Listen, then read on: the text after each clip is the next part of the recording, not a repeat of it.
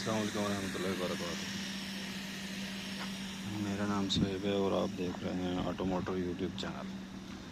ये हमारे पास गाड़ी है निसान स्टीमर।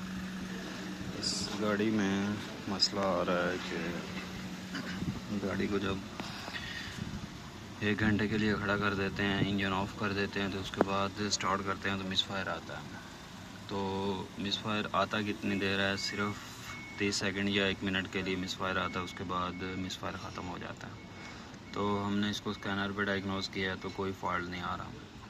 तो उसके बाद हमने इसको मैनुअली चेक किया तो फॉल्ट इसका मैंने ट्रेस कर लिया। इसमें इंजेक्टरों का मसला है। इसके ये इंजेक्टर हैं, ये इंजेक्टर इसका लीक है।